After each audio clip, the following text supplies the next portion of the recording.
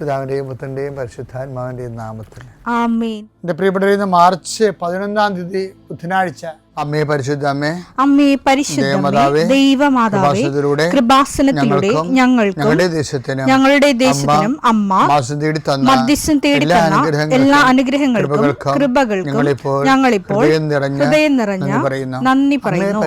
അമ്മേ പരിശുദ്ധമേ, ദൈവമാതാവേ, 2004 ഡിസംബർ 7 ഉച്ചകഴിഞ്ഞ് 2:30 കൃപാസനത്തിൽ സംഭവിച്ച അമ്മയുടെ പ്രത്യക്ഷപ്പെടലിനെ കുറിച്ച് തിരുസഭയ്ക്ക് സമർപ്പിച്ചിരിക്കുന്ന പഠനരേഖകളുടെ മേൽ സഭാത്മകമായ പഠനം ആരംഭിക്കുവാൻ ഞങ്ങൾ പ്രാർത്ഥിക്കുന്നു. അമ്മേ പരിശുദ്ധമേ, ഭൂസ്വർലോകങ്ങളുടെ രാജ്ഞിയായ അങ്ങേയ്ക്ക് ഭൗമസംരക്ഷണത്തിനായി പ്രപഞ്ചപ്രകൃതിയെ തന്നെ തിരുസഭ പ്രതിഷ്ഠിക്കുവാൻ ഈ പ്രത്യക്ഷീകരണം വഴി ഇടയാക്കണമേ. പരിശുദ്ധമേ, ജപമാല മാതാവേ, സകല കൃപാസനം പ്രാർത്ഥനയോടും ചേർത്ത് ഞങ്ങളിപ്പോൾ പ്രാർത്ഥിക്കുന്ന ഈ കുടുംബത്തിന്റെ പ്രത്യേക നിയോഗം പറ മക്കളെ.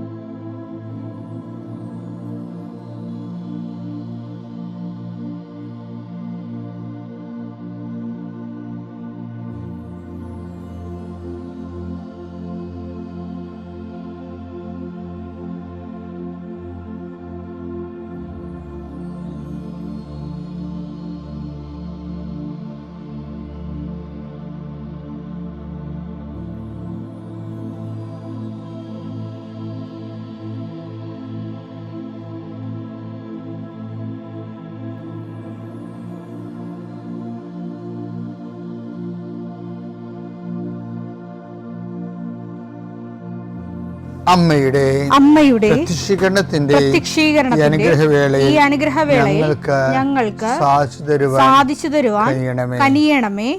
ആമേൻ. വിശ്വാസ പ്രമാണം. സർവശക്തനായ പിതാവും ആകാശത്തിന്റെയും ഭൂമിയുടെയും സൃഷ്ടാവുമായ ദൈവത്തിൽ ഞാൻ വിശ്വസിക്കുന്നു. അവിടുത്തെ ഏകപുത്രനും ഞങ്ങളുടെ കർത്താവുമായ ഈശോമിശിഹായിലും ഞാൻ വിശ്വസിക്കുന്നു. ഈ പുത്രൻ പരിശുദ്ധാത്മാവിനാൽ ഗർഭസ്ഥനായി കന്യകാമറിയത്തിൽ നിന്ന് പിറന്ന് പൊന്തിയോസ് പീലാത്തോസിന്റെ കാലത്ത് പീഡകൾ സഹിച്ച് കുരിശിൽ തറയ്ക്കപ്പെട്ട് മരിച്ച് അടക്കപ്പെട്ട് പാതാളങ്ങളിൽ ഇറങ്ങി മരിച്ചവരുടെ ഇടയിൽ നിന്ന് 3-ാം നാൾ ഉയർത്ത് സ്വർഗത്തിലേക്ക് എഴുന്നള്ളി സർവശക്തിയുള്ള പിതാവായ ദൈവത്തിന്റെ വലതുഭാഗത്തിരിക്കുന്നു. അവിടെ നിന്ന് ജീവിക്കുന്നവരെയും മരിച്ചവരെയും വിധിക്കുവാൻ വരുമെന്നും ഞാൻ വിശ്വസിക്കുന്നു. പരിശുദ്ധാത്മാവിലും ഞാൻ വിശ്വസിക്കുന്നു. വിശുദ്ധ കത്തോലിക്കാ സഭയിലും പുണ്യവാന്മാരുടെ ഐക്യത്തിലും പാപങ്ങളുടെ മോചനത്തിലും ശരീരത്തിന്റെ ഉയർപ്പിലും നിത്യമായ ജീവിതത്തിലും ഞാൻ വിശ്വസിക്കുന്നു. ആമേൻ. സ്വർഗ്ഗസ്ഥനായ ഞങ്ങളുടെ പിതാവേ, അങ്ങയുടെ നാമം പൂജിതമാകണമേ. അങ്ങയുടെ രാജ്യം വരണമേ. അങ്ങയുടെ തിരുമനസ് സ്വർഗത്തിലെ പോലെ ഭൂമിയിലും ആകണമേ. അന്നു വേണ്ടുന്ന ആഹാരം ഇന്ന് ഞങ്ങൾക്ക് തരണമേ. ഞങ്ങളോട് തെറ്റ് ചെയ്യുന്നവരോട് ഞങ്ങൾ ക്ഷമിക്കുന്നത് പോലെ ഞങ്ങളുടെ തെറ്റുകൾ ഞങ്ങളോടും ക്ഷമിക്കണമേ. ഞങ്ങളെ പ്രലോഭനത്തിൽ ഉൾപ്പെടുത്തരുതേ, തിന്മയിൽ ഞങ്ങൾ രക്ഷിക്കണമേ. ആമേൻ. നന്മ നിറഞ്ഞ മറിയമേ, സ്വസ്തി. കർത്താവ് അങ്ങയുടെ കൂടെ സ്ത്രീകളിൽ അങ്ങ് അനുഗ്രഹിക്കപ്പെട്ടവളാകുന്നു. അങ്ങയുടെ ഉദരത്തിൻ ഫലമായി ഈശോ അനുഗ്രഹിക്കപ്പെട്ടവനാകുന്നു. പരിശുദ്ധ മറിയമേ, തമ്പുരാന്റെ അമ്മേ, പാപികളായ ഞങ്ങൾക്ക് വേണ്ടി ഇപ്പോഴും ഞങ്ങളുടെ മരണസമയത്തും തമ്പുരാനോട് അപേക്ഷിക്കണമേ. ആമേൻ. കർത്താവേ, നിന്റെ ഉന്നതമായ നാമത്തിന് സ്തോത്രം ചെയ്യുന്നു.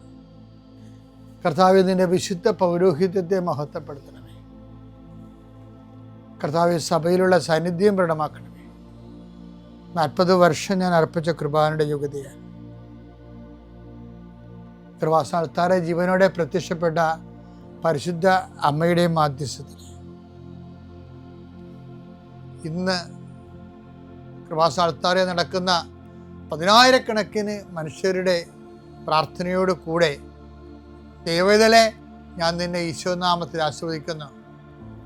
ജോലി നഷ്ടപ്പെട്ടവരെ, വിസ പ്രോസസ് ചെയ്യാത്തവരെ, വിസ നഷ്ടപ്പെട്ടവരെ, വിസ തീർന്നു പോയവരെ, വിദേശ ജോലിക്ക് വേണ്ടി ശ്രമിക്കുന്നവർ, അതിനുവേണ്ടിയുള്ള ഒരുക്കങ്ങൾ പൂർത്തിയാക്കിക്കൊണ്ടിരിക്കുന്നവർ, ഇടയ്ക്ക് വെച്ച് ആ ഫയൽ ക്ലോസ് ചെയ്തിരിക്കുന്നവർ, പെൻഡിങ് ആയിരിക്കുന്നവർ, വിവാഹം ഒത്തുവരാത്തവർ, ഒത്തുവന്ന വിവാഹം നഷ്ടപ്പെട്ടു പോയതിൻ്റെ വേദന ഉള്ളവർ, മക്കളില്ലാത്തവരെ, മക്കൾക്ക് വേണ്ടി ഇപ്പോൾ പ്രഗ്നൻ്റ് ആയിരിക്കുന്നതും അതേസമയം തന്നെ എന്തെങ്കിലും മെഡിക്കലായിട്ടുള്ള കുഴപ്പങ്ങളുള്ളത് വേദനിച്ചിരിക്കുന്നവർ, അവരെല്ലാം അമ്മയുടെ മധ്യസ്ഥത്തിൽ ഈശോ നാമത്തെ ആശ്രയിക്കുന്നു. ഭവനരഹിതർ, വീടില്ലാത്തൊരു, സ്ഥലമില്ലാത്തൊരു, വഴിയില്ലാത്തൊരു വീട് വിൽക്കാൻ ആഗ്രഹിക്കുന്നവരെ, എടുത്ത് മറ്റു സ്ഥലങ്ങളിലേക്ക് പോയി താമസിക്കാൻ ആഗ്രഹിക്കുന്നവർ, അവിടെ നിലവിലുള്ള ദോഷങ്ങളെ ഈശോ നാമത്തിൽ ബന്ധിക്കുന്നു. വിവാഹം ഒത്തുവരാൻ പോകുന്നു, അത് നടത്തിക്കൊണ്ടു പോകാനുള്ള പണമില്ല, അത് നടത്തിക്കൊണ്ടു പോകാനുള്ള, വിവാഹം നടത്താനാണില്ല, അപ്പനില്ല, അമ്മയില്ല, സഹോദരങ്ങളില്ല, ഉള്ളവർ തന്നെ വിവാഹം നടക്കരുതെന്ന് ആഗ്രഹിക്കുന്ന ഒറ്റപ്പെട്ടു പോണ ജന്മങ്ങൾ, മാതാവേ ആ വിഷയം ഏറ്റെടുത്തുകൊണ്ട് അമ്മ ഈസ്റ്റർ കഴിയുമ്പോൾ അത് നടത്തി കൊടുക്കാൻ ഇടയാക്കണം പ്രാർത്ഥിക്കുന്നു. എൻ്റെ കർത്താവിന് ഉന്നതമായ നാമത്തിൽ വെള്ളമില്ലാത്തവർ, ഒത്തിരിയേറെ കുഴൽക്കിണർ കുത്തിയിട്ടും ഒത്തിരി ആഴത്തിൽ കുത്തിയിട്ടും പണം നഷ്ടപ്പെട്ടിട്ടും വെള്ളം കാണാത്തൊരു, ആ സ്ഥലം വിൽക്കാൻ പറ്റണില്ല, അവിടെ ജീവിക്കാനും പറ്റാത്ത വിഷയത്തിലുള്ള എല്ലാ മക്കളെയും കർത്താവിൻ്റെ നാമത്തിൽ ആശീർവദിക്കുന്നു. വീട് പണി തുടങ്ങാൻ പോകുന്നവർ, വീട് പൂർത്തിയാക്കാൻ പോകുന്നവർ, വീട് പരവാസ്തൽ ആചരിക്കാൻ പോകുന്നവർ, അതിന് സാമ്പത്തിക കടങ്ങളുള്ളവർ, ലോൺ പാസ്സാകാത്തവർ, ലോൺ പ്രോസസ്സിലിരിക്കുന്നവർ, സിവിൽ നോട്ട് കുറവുള്ളവർ, പോയിൻ്റ് കുറവുള്ളവർ, ആ മേഖലകളിലെല്ലാം കർത്താവ് അവിടെ കഴിവിനേക്കാൾ ഉപരി ദൈവത്തിൻ്റെ കൃപ കൊണ്ട് ആ വിഷയം ദൈവ തീരുമാനം ഉണ്ടാകാൻ ഇടയാക്കണമേ. എൻ്റെ കർത്താവിന് ഉന്നതമായ നാമത്തിൽ ഏതെല്ലാം വിഷയങ്ങൾ വിട്ടുപോയിട്ടുണ്ടെങ്കിൽ അങ്ങയുടെ മക്കളതെല്ലാം മനസ്സിൽ ഓർക്കുന്ന ഈ സമയത്ത് ഞാൻ അതിനെക്കൂടി അഡ്രസ്സ് ചെയ്തുകൊണ്ട് ഈശോയുടെ നാമത്തിൽ ആശീർവദിക്കുന്നു. നിത്യം പിതാവും പുത്രനും പരിശുദ്ധാത്മാവിനെ നീക്കുവാമേ. എൻ്റെ പ്രിയപ്പെട്ടവരെ, നമ്മൾ ധൂർത്തപുത്രൻ്റെ പുനർവായനയാണ്. ഇന്നത്തെ ഈ ധൂർത്തപുത്രൻ തിരിച്ചു വരുമ്പോൾ ഒരു ട്രാജഡി നടക്കുന്നുണ്ട്. അത് നിങ്ങൾ അക്സെപ്റ്റ് ചെയ്യാൻ തയ്യാറായിരിക്കണം. അവൻ ദുരഭിമാനം പോലും ഇല്ലാതെ തിരിച്ചു വരുന്നുണ്ട്.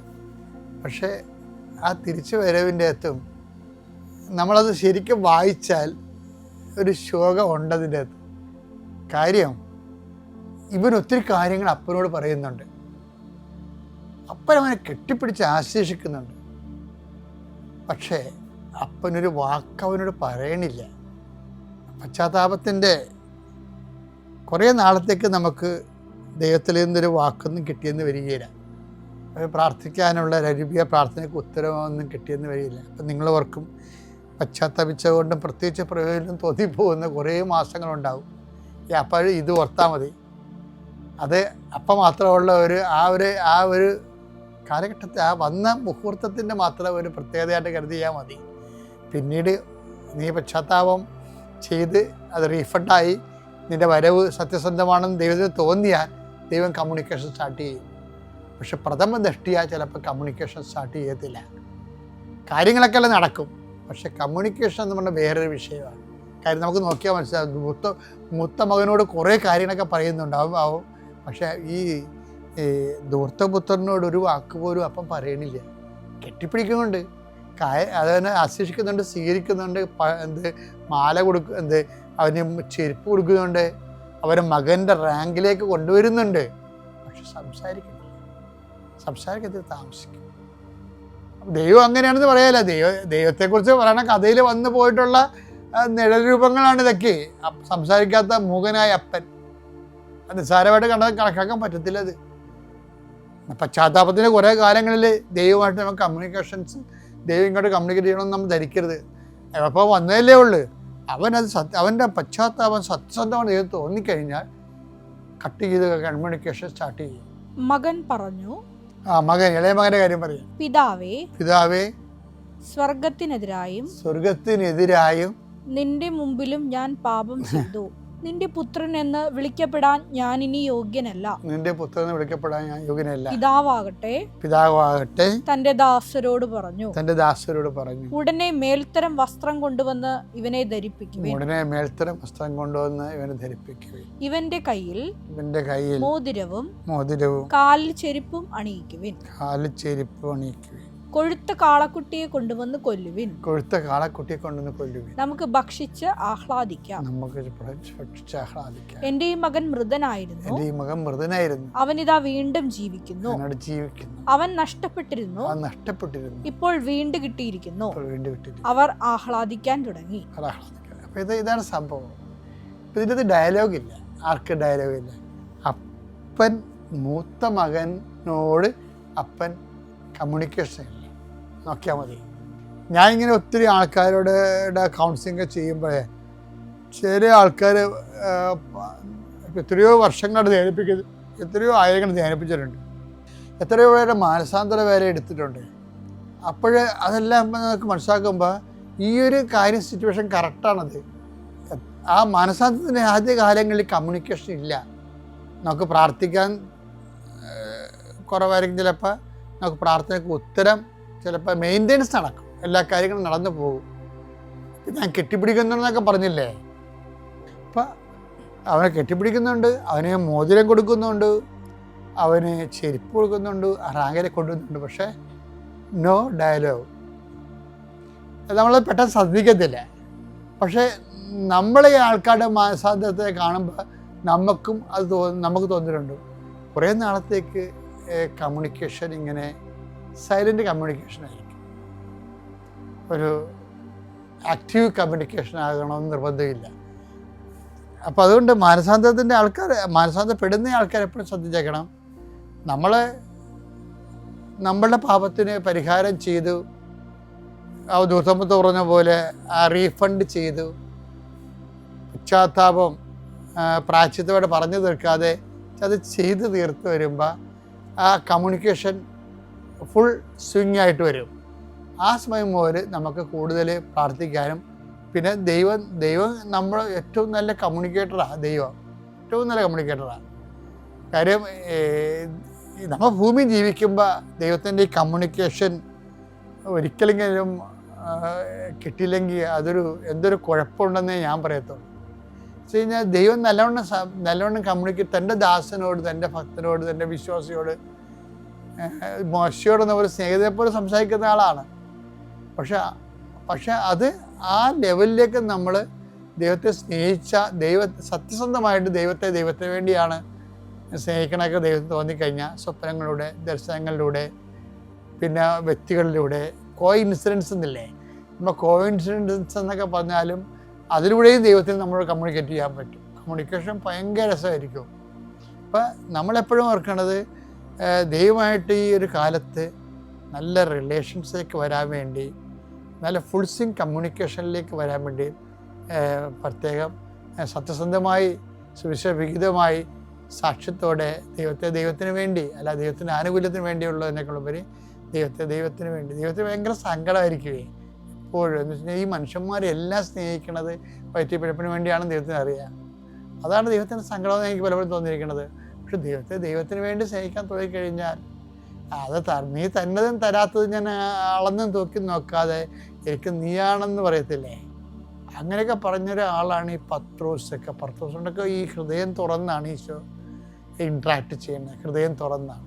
കാരണം അവരോടൊക്കെ ഹൃദയം തുറന്ന് സംസാരിക്കാനുള്ള തുറവി, ദൈവത്തിൻ്റെ റിസർവ്ഡ്നെസ് പോകണമെന്നുണ്ടെങ്കിൽ ദൈവം ഇങ്ങനെ ഒരു റിസർവിൽ വരാൻ കാരണം വെച്ച് കഴിഞ്ഞാൽ നമ്മൾ കമ്മ്യൂണിക്കേഷൻ ചെയ്യാൻ പറ്റിയ ആളല്ലാത്തത് കൊണ്ടാണ്.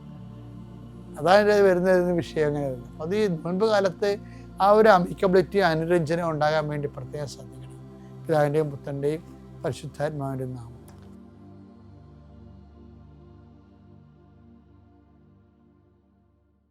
അത്യപൂർവ ദൈവാനുഭവങ്ങൾ ഇനി നിങ്ങൾക്കും സ്വന്തം. ഈ യൂട്യൂബ് ചാനൽ ഇതുവരെ സബ്സ്ക്രൈബ് ചെയ്തിട്ടില്ലെങ്കിൽ ഇപ്പോൾ തന്നെ സബ്സ്ക്രൈബ് ചെയ്യുക. ഈ വീഡിയോ ഇപ്പോൾ തന്നെ നിങ്ങളുടെ സുഹൃത്തുക്കൾക്ക് ഷെയർ ചെയ്തുകൊണ്ട് കർത്താവിൻ്റെ പ്രേക്ഷിതരാകുക.